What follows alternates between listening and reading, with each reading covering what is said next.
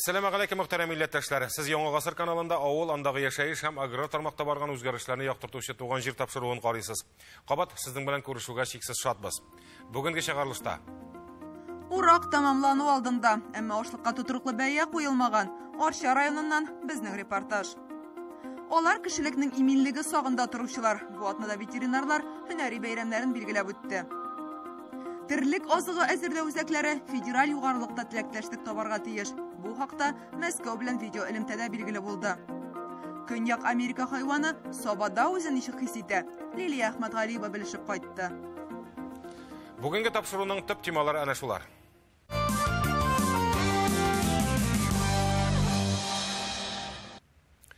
Республикада урак ахырына якынлаша. Нибары 9% мәйданда бөртеклеләрне җыеп аласы калган. Барлыгы 5 миллион тоннадан артык ашлык амбарларга салынды. Иң беренче булып, Әтнә районы игенчеләре урып җыюны тәмамлаулары хакында хәбәр итте. Алардан соң Нурлатлылар да җаваплы эшне төгәлләп куйды. Бүген Ознакай игенчеләре дә уракка нокта куя. Моңарчы көннәре яхшы торды. Кыру вакытта җыелган бөртекнең сыйфаты да яхшы була. Иң күп ашлык җыйган районнар Буа, Тәтеш, Мизәлә һәм Арчалар. Әле аларда урак тәмамланмаган. Шуңа да соңгы нәтиҗәне фаразларга иртәрәк. Арча районының Казанка агрофирмасы уракны 13 августка ук тәмамлап куйган иде.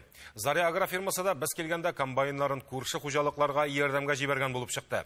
Ташкишу хуҗалыгында да комбайннар туктап тормаган. Алдынгы комбайнчы Радиф Хабибуллинга район җитәкчесе кунаклар белән бергә килеп рәхмәт хаты да тапшырды.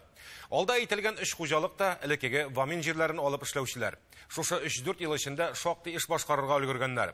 Киләсе язмада хезмәтләрен бергәләп анализларбыз. Арча районы үзенең зурлыгы белән генә түгел, тырыш халкы белән дә горурлана бүген. Игенчеләрнең хезмәтен атналык бәяләп район җитәкчелеге аларга рәхмәт хатларын һәм акчалата премияләрен даими тапшырып тора.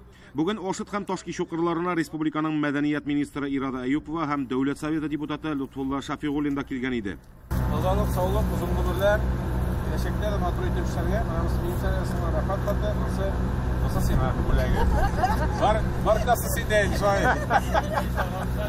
Ташкишу хуҗалыгы комбайнчысы Радиф Хабибуллин алдынгылыгы белән район халкына яхшы таныш. 28 ел комбайн штурвалы артында инде ул. Быел 17 мең центнердан артык ашлык суктырган. Быел ашлыклар әйбәт инде. Уңай. Чиста. Комбайн ничек ватылмыймы? Комбайн 12 ел, 13 ел эшли. Туздыйнагар яңа кирәк. Радиф абыйның ярдәмчесе хатыны Рәмзия апа. Аның да ярдәмче стажы шактыйга җыела. 5 ел думда эшләдем, пум булып. Менә бу лекционда 3нче елымны эшлим. Икәү килешеп эшлибез. 2 тапкыр Татарстанга чыккан кешебез менә семья белән. 2 тапкыр Кәримуллин президент алдык инде без, Аллага шөкер. Менә 2010да ма икән ул 38 меңдә суктык. 12 ел эшләгән комбайн. Һәр елны 2 норма биреп бардык без, һәр елны. Хезмәтебезне елда күрәләр, бәяли беләләр. Запас частьләр, ашлык ташучы машиналар белән дә тоткарлыклар юк ди Рәмзия апа. Өйдә дә, эштә дә бергә янәшә булуның уңайлылыгын санап бетерә алмый ул.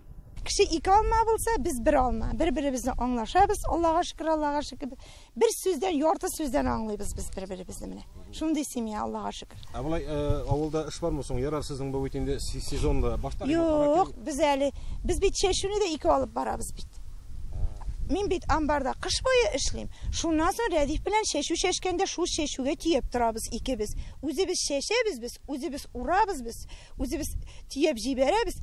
Амбарга кайткач мин эшкәртәм әле менә. Ташкишу хуҗалыгы элекеге Вамин урынына оешкан яңа хуҗалыкларның берсе. Җитәкчеләре Айдар Габбасов быел уңышта сөендерде, комбайннарда ватылмый гына эшләде ди. Арча районы быел да иң күп ашлык үстерүчеләр рәтендә булыр мөгаен. Бик каты курыккан уҗымнар чыга алмас дип. Узайлы безнең яңгыр явып бөтен уҗымны белән бер кара буз катлап алган иде.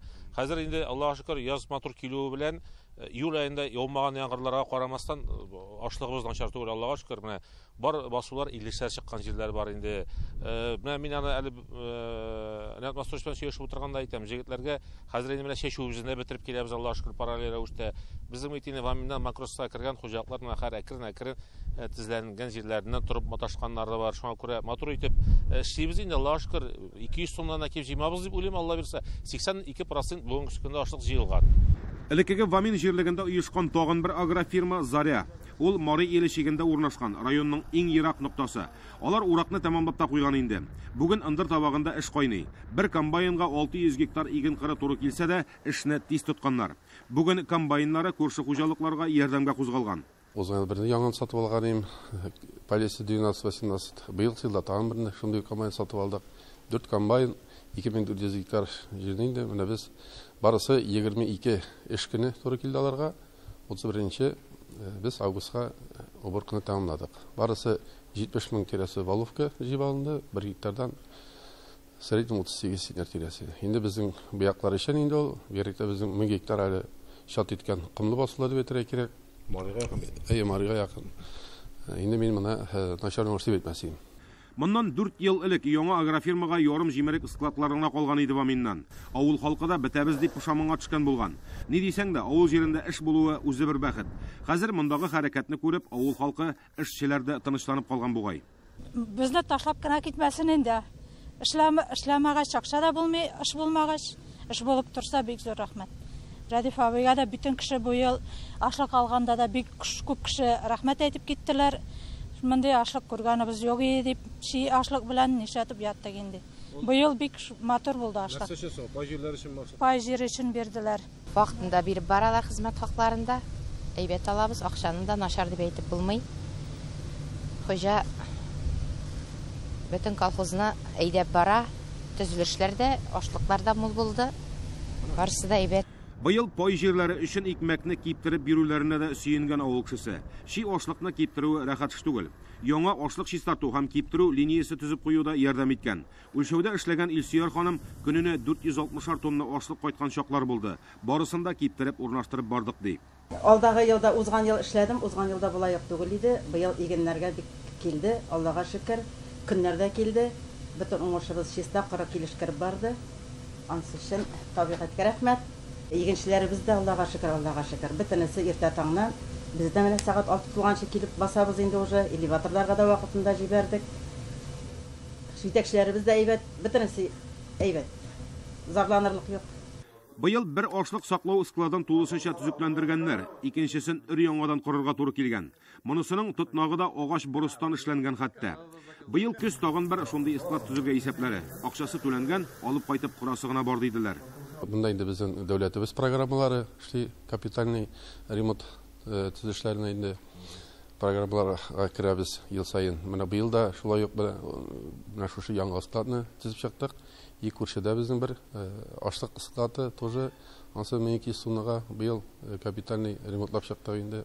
Шулай ук менә быел 4000 квадрат метрда асфальт алдык, 3 склад өчен асфальтладык. Шулай ук урамда бер площадканы асфальтлап куйдык. Елны-елында нәрсәдер яңгыртырга тырышабыз инде, төзмичә булмый. Әлбәттә, төзелеш алып бару арзан түгел. Шушы яңа киптергеч ашлык чистарту линиясенең бәясе 16 миллион сумлык. Аның каравы чәчүлек орлыкны үзләрендә әзерләп чәчәләр хәзер. Көзге чәчүнең соңгы гектарларын иңли егетләр. Арыш бик уңды быел, бәясе дә әйбәт иде. Лизинг бурычларын каплап бетердек ди тәҗрибәле җитәкче Радиф Закирҗанов. 2000 тонна бөртекне Арча элеваторына чыгарганнар.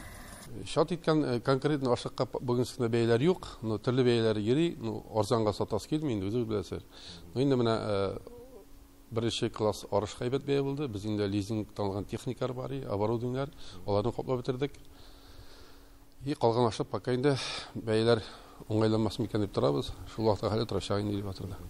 Арча элеваторында да быел ашлыкка әллә ни бәяләр артыр дип ышандырмыйлар. Биредә 75 мең тонна бөртек саклау мөмкинлеге бар. 60 мең тоннага якынын киптереп, чистартып саклауга куйганнар инде. Ашлык күп, шуңа күрә бәясе бик алай артыр дип уйламыйбыз кышкайларга. Единственное, менә продовольственный бодайга 3-4 класска, наверное, бәяләр булыр, потому что S. Шуңа күрә 3 класс бодай була икән, аны язга кадәр тотырга обязательно кирәк. Артачак бәяләр. Менә теге елны арыш белән шундый ситуация булды. Бу елны бодай белән булачак. Элеватор Арча районы хуҗалыкларыннан таш күрше тирә районнардан да бөртек кабул итә. Хуҗалык җитәкчеләре белән мөнәсәбәтләре яхшы, аңлашып эшлиләр. Элеватор җитәкчелеге хуҗалыктан китерелгән ашлыкны сатып җибәрү җаенда кайгырта.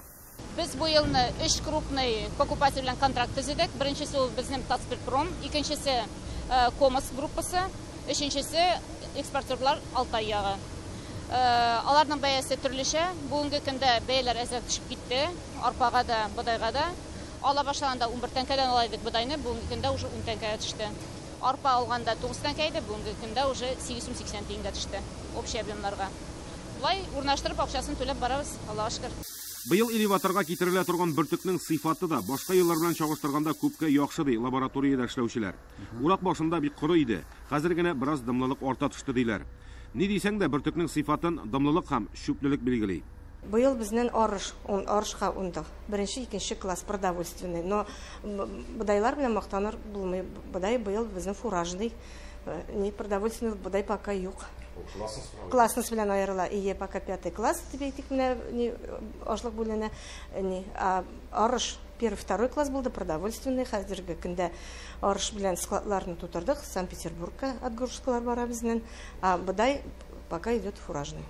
Арча элеваторында бүген әллә ни зур төзелешләр күзәтелми. Булган саклау урыннарын елда төзәтеп торалар. Зур банкаларга караганда мондый урыннарда ашлык та яхшырак саклана.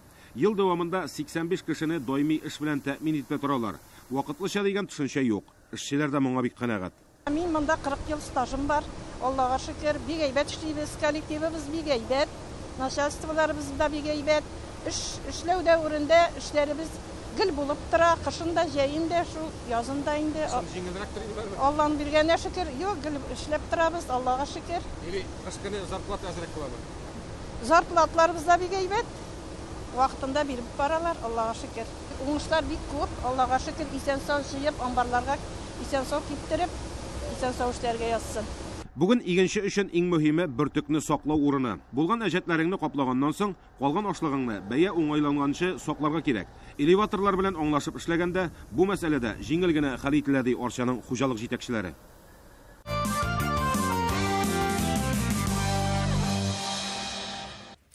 Терлекчелектә сыер сөтне безгә түгел, бозауга дип бирә дигән әйтем бар. Сыер сау сәламәт бозау китерсен өчен кемнәр тырышлык куя.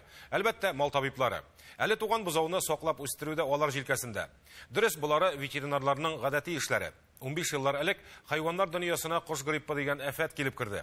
Соңрак аңа дуңгызларның Африка чумасы дигәне өстәлде. Мондый чирләр күрше төбәкләрдә әле дә баш калкытып тора. Димәк, мал табибларына аларны үзебезнең республикага кертмәү бурычы да йөкләнә. Ни дисәң дә кешелекнең иминлеге алар кулында. Эше күп, сүз дә юк. Шуңа да карамастан бу һөнәр ияләренә игътибар да зур. Хөкүмәтебез даими махсус автомобильләр белән тәэмин итә үзләрен. Алдынгыларны исә ветеринария көнендә игенчеләр сараена чакырып хөрмәтләделәр. Бәйрәм мизгелләрен хәбәрчебез Гүзәл Хөсәенова күреп кайтты.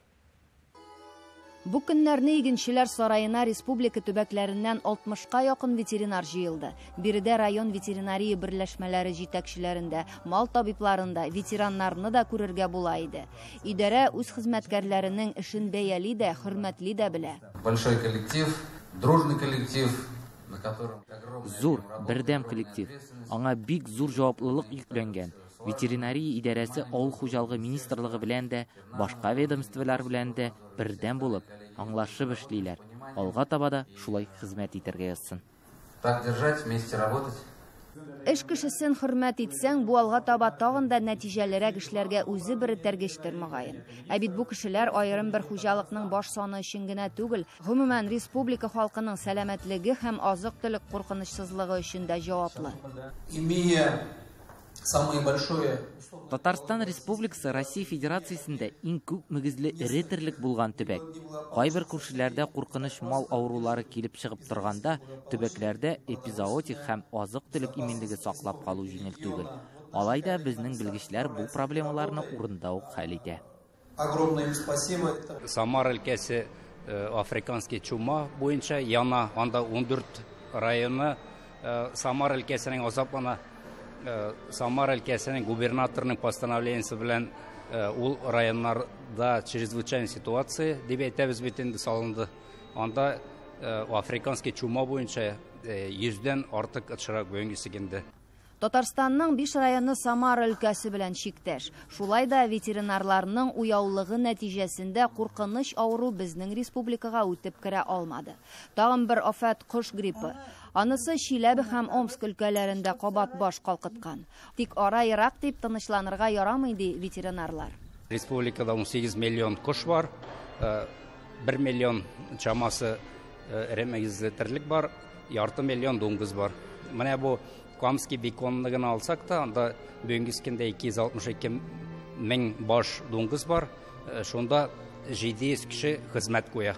Ул бит инде Алла сакласын, менә бу афәт республика килеп керсә, бу кешеләр эшсез калалар дигән сүз. Мал табибы хезмәте җиңелләрдән түгел. Мәсәлән, ветеринар бер терлек янына 11 мәртәбә килергә бурычлы.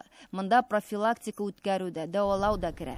Шушы тармакта 1978 елдан бирле эшләгән Фуат Исламовка аның нечкәлекләре яхшы таныш. Хезмәт юлы да шактый баскычлардан тора. Бүген ул район ветеринария берләшмәсен җитәкли. Моннан 33 ел элек гади мал табибы булып эшли башлаган Фуат абый Россия Федерациясе авыл хуҗалыгы министрлыгы мактау грамотасы белән бүләкләнде. Тәм ләззәт табадыр, сыерлар зорлатканда, уңышлыгына зорлатканда ул тәм табу. Менә авыр чак булды. 2015 елда үзебезнең районыбызның бер хуҗалыгында туберкулез чире чыкты. Менә шул вакытта әнрәк авырлыклар булды. Безгә ул Аллаһ Тәгаләнең сынавы булгандыр инде. Без аны Аллаһ Тәгаләнең рәхмәте белән, үзебезнең инвестор Илшат Шаевич рәхмәте белән, үзебезнең хакимият башлыгы рәхмәте белән, тырышлыгы белән, аларның аграр көч төркеменең җитәкчеләре булышлыгы белән, алар хезмәте белән ул комплексны аякка бастырдык. Бүген көндә әйбәт кенә эшләп килә. Үзе әйтмешли Фуат Исламовның хезмәт юлы энциклопедия язырлык. Төрле чак булды дип искә ала ул елларны Фуат абый. Әмма бүгенге көннең мөмкинлекләре башка. Шартлар да күпкә яхшырды. Медикаментлар, кирәк-яракларны әйткән дә юк. Җиңел машина белән тиешле урынга да тиз барып җитәсең, ди ул. Бездә ат белән җиргә баштарак. Мотоцикл белән, бүген көндә һәрбер участковый врачта служебный машина безнең. Даже безнең бүген көндә русча әйткәндә передвижной амбулатория хәтле бар. Без уже чыгып, шул теге терлекләргә булышлык күрсәтәбез, әйтәм, бөтен мөмкинлекләр тудырылган инде. Саба районында эшләүче Илшат Шакировның тәҗрибәсе азрак булса да, ветеринар эшенең тәмен дә, ачысын да татып карарга өлгергән. Буларның эшләре билгеле бер эш сәгате белән чикләнми. Көндез дә, кирәк чыкса төнлә дә пациентлары янына чыгып китергә туры килә. Күпчелек менә сыерлар бузаудан издегү дигән шире бар, шул шырак шырыйны бездә. Кой вакытта игезәк бузау була да инде, икесе бер юлга килеп бияләдә, алмыйча интегәсең инде. Башта берсен, нәрсен аласың инде. Кыскасы, терлекчелектә эшләгән һәрбер практик мал табибы турында ветеринар маҗаралары исемле китап язырга була. Алар чынлап та республикабызның иминлеге сагында торучылар. 30 августта зурлап республика көнен билгеләп үттеләр. Быел ТССРның оешуына 100 ел. Аграр министрлыкта республиканың яшьтәше президент Рөстәм Миңнеханов Россиянең авыл хуҗалыгы министры Дмитрий Патрушев белән видео элемтә вакытында шулай дип белдерде. Татарстан иленең 2,4% авыл хуҗалыгы җирләрен биләп, тулай продукцияның 4,2%-ын җитештерә. Республика үз халкын җитәрлек күләмдә азык-төлек белән тәэмин итәргә сәләтле. Игенчелектә корылыкка каршы тора ала торган сортлар булдыру, технологияны камилләштерү елда мул уңыш белән сөендерә. Соңгы 10 елда терлекчелеккә генә дә 160 миллиард сумлык инвестиция җәлеп ителде. Зур комплекслар, фермаларны капиталь төзекләндерү, нәселле маллар асатып алу шуның нәтиҗәсе. Терлек азыгы әзерләү үзәкләренең файдасын күрә аграрийлар. Продукция җитештерү 15%-ка артса, чыгымнар 12%-ка кимегән.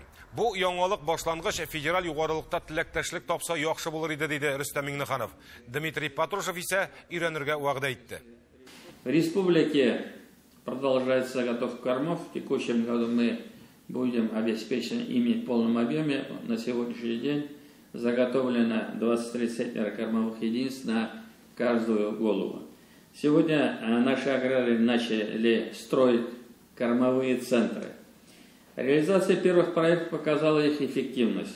Повысилась продуктивность скота на 15% и снизилась затраты на корм на 12%. Кроме того, такой подход решает такую очень большую проблему кормообеспечения в лично подсобных хозяйствах. Личные подворья активно к этому подключились. Дмитрий Николаевич, приглашаю вас и ваших коллег ознакомиться с этой практикой, а также прошу рассмотреть и поддержать данные направления на федеральном уровне.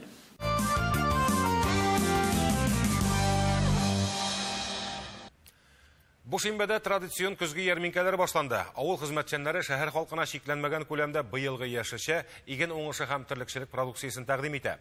Бәяләр әлбәттә кибеттәгеләрдәгесенә караганда арзан. Шуңа да аграр министрлык шәһәр халкын ярминкәләргә чакыра.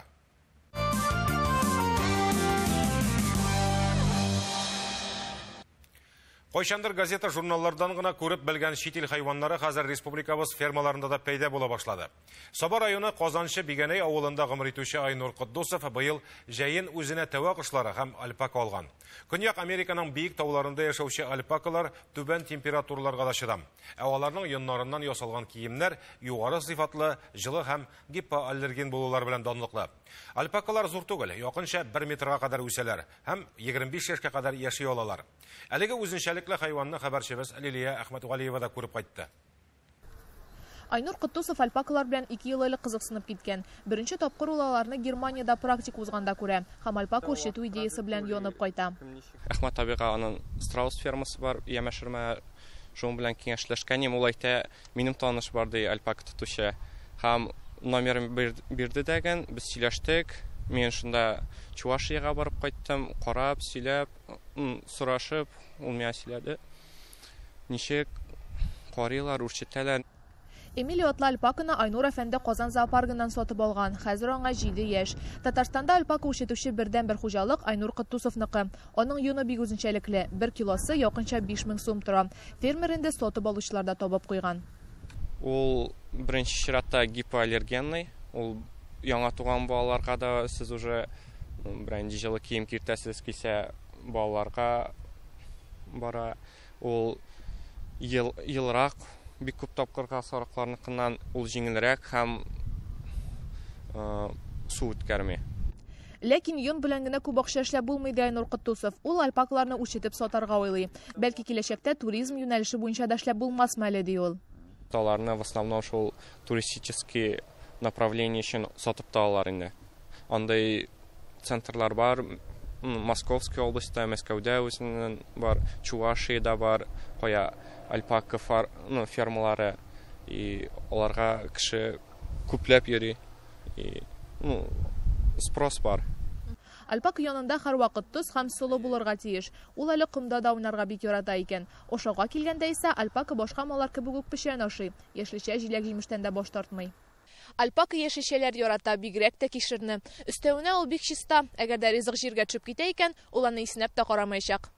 Альпака бик уялчан хайван, ләкин ул ялгызлыкны яратмый. Сабага кайткач та ул иң беренче чиратта пси балалары белән дуслашкан. Хәзер исә аның белән бергә 2 сарык яши. Ә хуҗалыкның икенче башында 2 тәва кышы, Сид һәм Нэнсине күрергә була. Алар йомырка салалар. Вот февральдә 12 штук салган булганнар. Шулай ук салсалар үрчетергә инде. Айнур Куддусов Казан дәүләт аграр университетында магистратурада укый. Миңа туризм шиде ул. Киләчәктә уңайлы урын табып, төрле кызыклы хайваннар алып, ял итү урыны булдырырга хыяллана.